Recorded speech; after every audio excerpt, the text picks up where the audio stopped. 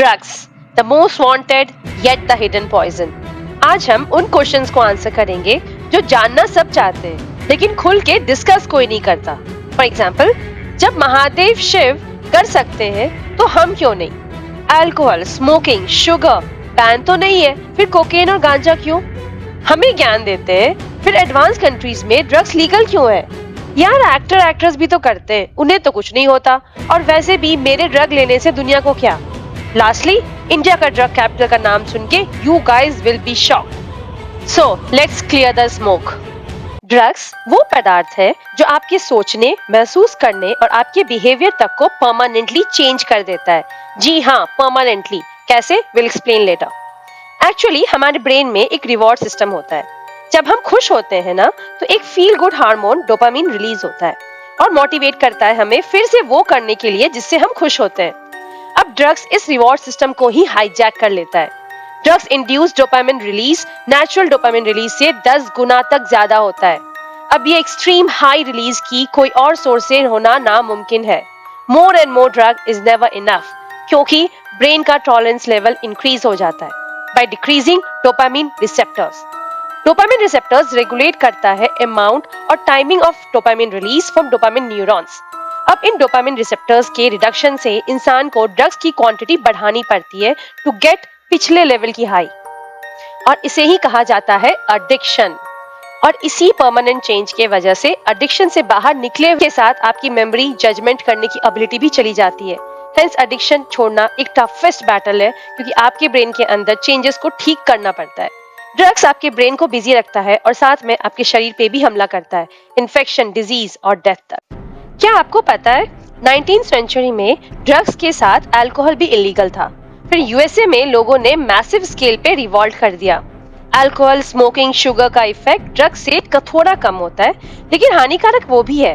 But public demand की वजह से अल्कोहल को फ्री किया गया और ये ट्रेंड फिर पूरी दुनिया ने फॉलो किया। बट यार, मेरी लाइफ, मेरी विल, किसी को क्या फर्क पड़ेगा? पड़ेगा, डेफिनेटली पड़ेगा।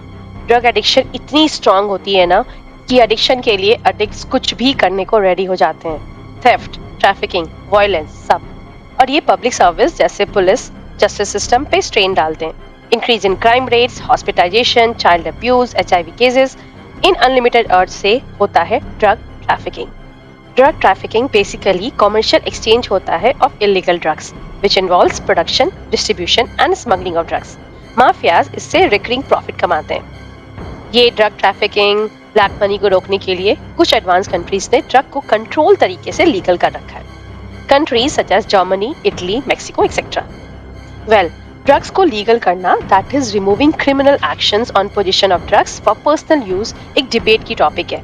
कुछ कंट्रीज में देखा गया है कि ड्रग्स को कंट्रोल तरीके से लीगल करने से एचआईवी रेट्स और ब्लैक मनी में रिडक्शन हुआ है। Countries such as Netherland, Portugal, Switzerland में इसका पॉजिटिव इफेक्ट देखा गया है। कंट्रोल लीगल तरीका मतलब गवर्नमेंट कुछ अमाउंट ऑफ ड्रग्स को लीगल करती है for personal use only. Vancouver Canada में 2.5 gram of heroin, cocaine is allowed. You will be shocked to know that Vancouver में एक स्ट्रीट पे लोग ओपनली ड्रग कंज्यूम करते हैं और गवर्नमेंट खुद इनको ड्रग बांटती है। जर्मनी में ड्रग कंजम्पशन रूम्स तक है। बेसिकली वो ड्रग एडिक्शन को क्रिमिनल इशू से चेंज कर पब्लिक हेल्थ इशू बनाना चाहते हैं। लेकिन ड्रग एडिक्शन की अर्ज तो अनकंट्रोल होती है ना। क्या कोई एडिक्ट सिर्फ 2.5 ग्राम से संतुष्ट हो जाएगा? यूएसए के ऑरिगन में ड्रग ओवरडोज की वजह से डेथ काफी इंक्रीज हुई है। कनाडा में लोग अभी भी हाई अमाउंट ऑफ ड्रग के लिए ट्रैफिकिंग करते हैं। So basically it depends on city के पुलिस एफिशिएंसी पे कि how well they can handle. But क्या इंडिया ड्रग लीगलाइजेशन के लिए रेडी है? चलिए हम क्विकली इंडिया की ड्रग इशू पे नजर डालते हैं। क्या आपको पता है इंडिया की ड्रग कैपिटल कौन सी शहर है? You will be shocked. वो 23,700 पॉपुलेशन वाला मणिपुर की एक छोटी शहर मोरे है। अब ये स्मॉल सिटी ड्रग माफिया को कैसे ऑर्गेनाइज करता है, चलिए हम देखते हैं। इंडिया ज्योग्राफिकली वर्ल्ड के दो most illegal drug production areas that is golden crescent and golden triangle के बीच में सिचुएटेड है। Hence, India is perfect spot for destination as well as transit route for drugs. ये बॉर्डर टाउन पे government ने काफी investment किया है for various projects such as ICP that is integrated check post. इस प्रोजेक्ट से government south east Asia में normal trade को बढ़ाना चाहती है, लेकिन ड्रग माफिया ने मोरे को अपना अड्डा बना लिया है। हिल एरियाज में lack of employment and basic education से ईस्ट इंडिया के बच्चे इस माफिया के हाथ लग जाते हैं। ईस्ट इंडिया के बॉर्डर पे स्ट्रिक्ट फेंसिंग के एब्सेंस में इलीगल ड्रग रिलेटेड एक्टिविटीज का इंडिया में पेनिट्रेट होना बहुत ही इजी हो जाता है। मोरे से पूरे इंडिया में ड्रग रैकेट फैल चुका है। 2019 से 2023 एनसीआरबी अंडर एनडीपी एक्ट के तहत इंडिया में मोर देन 3,93,948 केसेस रजिस्टर्ड करवाई और 5,01,469 अरेस्ट की गई। Out of 19 metropolitan city, Mumbai drug cases के टॉप में है with 3,509 cases registered in only 2020. Mumbai is followed by Delhi, Indore and Bangalore. 2019 में ministry of social justice and empowerment ने report publish की। This says world wide drug use rate 0.7% है, India में यह rate 2.1% है। As पर NDPC rule number 8, Uttar Pradesh, Madhya Pradesh और राजस्थान को परमिशन है टू ग्रो ओपियम, बट सिर्फ मेडिकल पर्पस के लिए। फिर भी ड्रग केसेस में state wise Punjab top list में है और पाकिस्तान पंजाब का यूज इंडिया की इंटरनल सिक्योरिटी पे वार करने के लिए करता है। तो मामला हमारे इंटरनल सिक्योरिटी का है।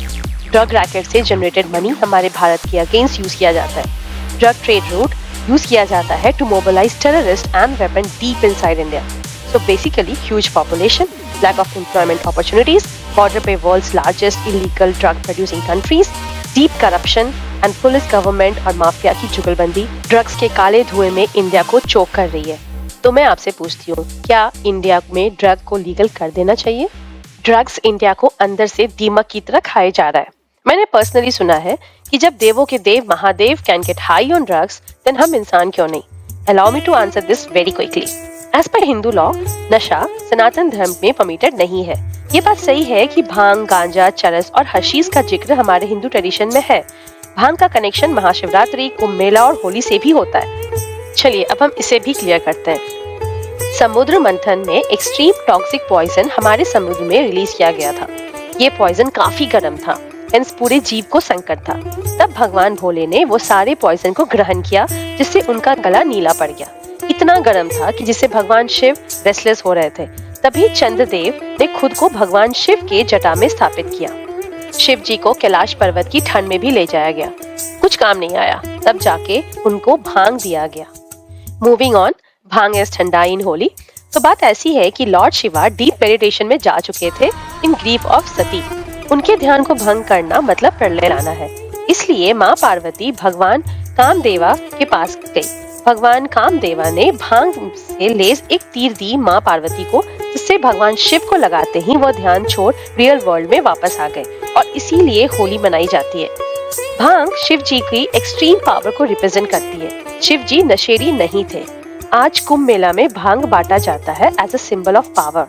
लेकिन अब ड्रग कंजम्पशन रिप्रेजेंट करता है रिबेलियस पावर और स्टाइल को। ड्रग मीन बन चुका है escape the struggle of life. Bollywood ने ड्रग कल्चर को काफी बूस्ट किया है। रणबीर कपूर, संजय दत्त, फरहान खान, सुजैन खान जैसे कईयों का नाम ड्रग से रिलेटेड है। और फिर ये स्टार हमें ऐसे ज्ञान देते हैं, drugs रूइन life, you use you lose. अरे उन लोगों के पास वर्ल्ड के टॉप डॉक्टर्स की रीच है, पावर, मनी है, हम आम लोगों के पास नहीं। जब कोई ड्रग करता है तब उसकी गेन्स उसके साइड इफेक्ट से बहुत कम होती है। आपका शरीर अंदर से खोखला हो रहा है, आपकी फैमिली टूट रही है, फाइनेंशियली आप गिरते जा रहे हो, सब बर्बाद हो रहा है। And all that matter is to get high, but high at what cost? Just think about it.